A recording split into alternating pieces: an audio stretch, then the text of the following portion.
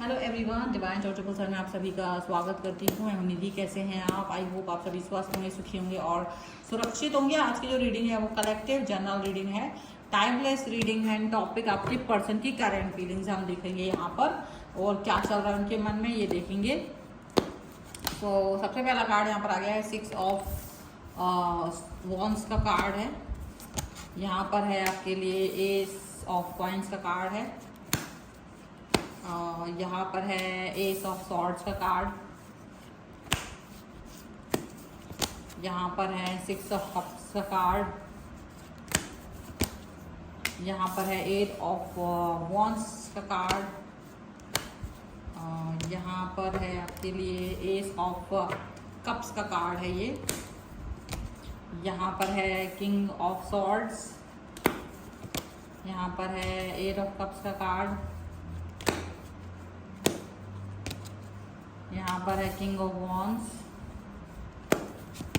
And 9 of wands का card है। Okay, सबसे पहले राशियों की हम बात करेंगे। चारों एलिमेंट्स हैं, 12 ही राशियाँ हैं।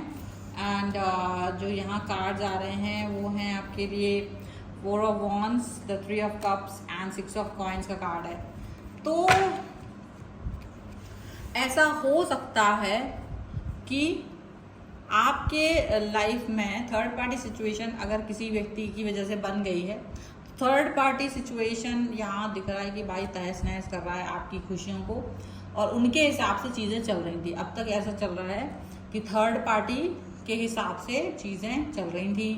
थर्ड पार्टी आपको नचाना चाह रहे थे और थर्ड पार्टी बहुत सारी चीज़ें कर रहे थे, और आप अपने रिलेशन को अच्छा रखने की कोशिश कर रहे थे एक तरफ, दूसरी तरफ थर्ड पार्टी आपके रिलेशन को गड़बड़ करने की कोशिश कर रहे थे। तो मतलब दोनों तरीके की सिचुएशन यहाँ पर चलते हुए नज़र आ रही है कि एक तरफ आप हैं तो दूसरी तरफ थर्ड पार्टी है, और दोनों के बीच का जो एक सिलसिला है चीज़ों को लेकर के, वो ऐसा चल रहा है कि जैसे अभी भी कश्मकश है चीज़ों को ठीक करना। वो एक चीज़ को ख़राब करने की कोशिश कर रहे हैं तो आप दूसरी तरफ चीज़ों को ठीक करने की कोशिश कर रहे हो, ऐसा लग रहा है। अब ऐसी सिचुएशन में जहाँ एक तरफ आप हैं, दूसरी तरफ आपके पर्सन हैं, दूसरी तरफ आपके रिलेशन में मतलब चीज़ें हैं, तो क्या चीज़ चल रही है? ऐसा क्या हो रहा है कि थर्ड पार्टी और आपके बीच में कश्मकश चल रहा है?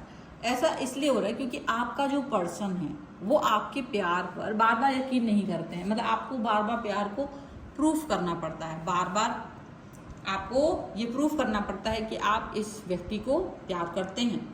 और ये प्रूफ करने के लिए आपको क्या करना पड़ता है? ये नहीं कि बहुत फिक्र दिखानी है, फ़ोन करना है, बहुत ज़्यादा इनके आगे पीछे घूमना है। ऐसा इन सब चीज़ों से वो उनको ये फ़र्क नहीं पड़ता कि आप प्यार का मतलब करते हो, प्रूफ दिखाना है। तो प्रूफ दिखाने के लिए you have to spend some money, gifts, कुछ ऐसा गिफ्ट जो बहुत सॉलिड होता है। जब आप उनको कोई और सॉलिड वाला गिफ्ट देते हो ना, कोई ऐसी सॉलिड वाली बात करते हो ना जिसका कोई वैल्यू है मार्केट में, ठीक है, मतलब गोल्ड का कोई गिफ्ट देते हो या कोई ऐसा मतलब बहुत बड़ा भारी भरकम सा गिफ्ट देते हो ना, कुछ भी जिसकी कोई बहुत वैल्यू होती है, जो मतलब इजीली कोई किसी को देगा नहीं, आप भी सोच विचार करोगे देने के लिए वैसा गिफ्ट। वैसी कोई चीज़ अगर आप देते हो ना, तब जा करके इनको आप पर ट्रस्ट आता है। मतलब उस तरीके का पर्सन ये है। और वहीं एक थर्ड पार्टी भी इनकी लाइफ में है जो कि सेम सिचुएशन मतलब क्रिएट कर दे, जिसकी वजह से ना आपको ज़्यादा असुरक्षित फील होता है कि ये थर्ड पार्टी की तरफ तो नहीं जा रहा है, बार बार थर्ड पार्टी की तरफ तो नहीं जा रहा है। अब आप ये बात बार बार फील करते हो, ये चीज़ आपके मन में आती रहती है, ये चीज़ आपके मन में चलती रहती है।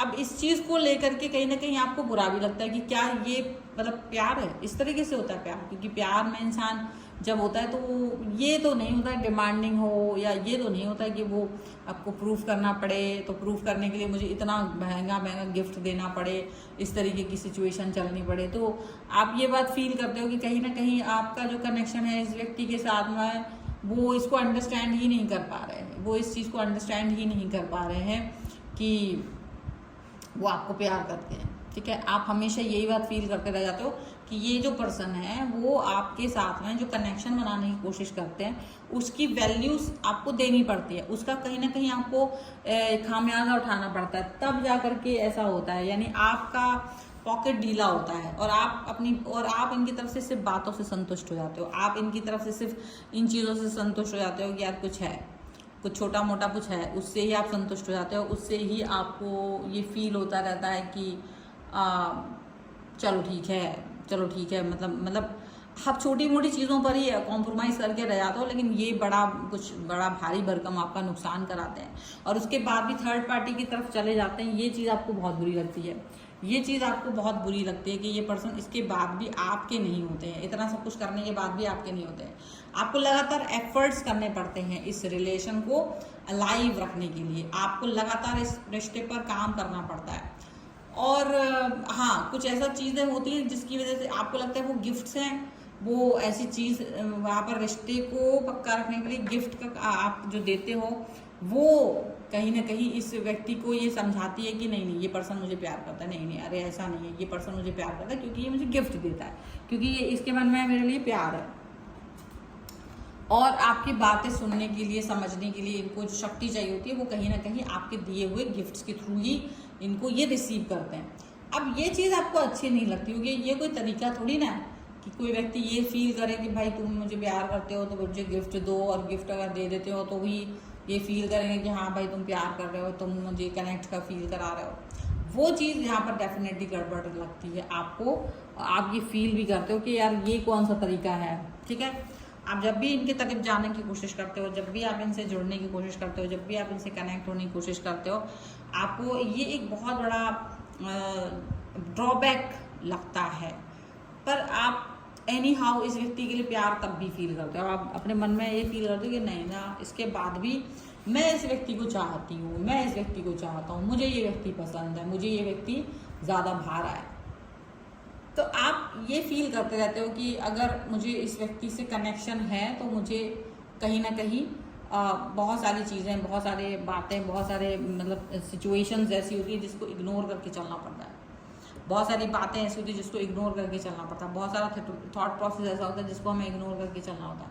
तो आप उस सब के बाद भी ओके फील करते हो, आपको लगता है ठीक है, अगर कोई ऐसी चीज़ है जिसमें ये व्यक्ति मुझे अच्छा फील नहीं करा पा रहे हैं और अच्छा खुद भी फील नहीं कर पा रहे हैं, बट एनी हाउ अगर ये मेरे शांत रहने से, मेरे चुप रहने से सही फील करेंगे तो इट्स ओके। तो आप ना बहुत समय से ये चीज़ भी कर रहे हो, आप अपना दिमाग लगा रहे हो कि आप ये शांत रहे, लेकिन ये पर्सन चालाकी दिखा रहे हैं, ये चीज़ आपको अच्छी नहीं लगेगी। ये पर्सन ना चालाकी ज़्यादा दिखाते हैं, इनकी चालाकियों की वजह से आप बहुत हर्ट फील कर रहे हो, इनकी चालाकियों की वजह से आपको बहुत बुरा फील हो रहा है। आपको लगता है कि अगर चालाकी ही करना है तो रिश्ते क्यों बनाए हैं, क्योंकि चालाकी के साथ रिश्ते चला पाना मुश्किल है, और ये चीज़ आपको बहुत बुरी तरह से हर्ट भी करती है। तो आप इनसे कई दिन बात नहीं करना चाहते हो, आप इनसे कनेक्ट नहीं रहना चाहते हो, क्योंकि ये चालाकी के साथ चलते हैं। और इस सब में आपको बहुत ज़्यादा दुख लगता है कि क्या एक ऐसा व्यक्ति जो आपके रिश्ते को अंडरस्टैंड ना करके उसको इस तरह से देख रहा हो कि बस मेरा मुनाफा है, मेरा फ़ायदा है तो ये रिश्ता है, नहीं तो नहीं है। मतलब जिस दिन आप इनको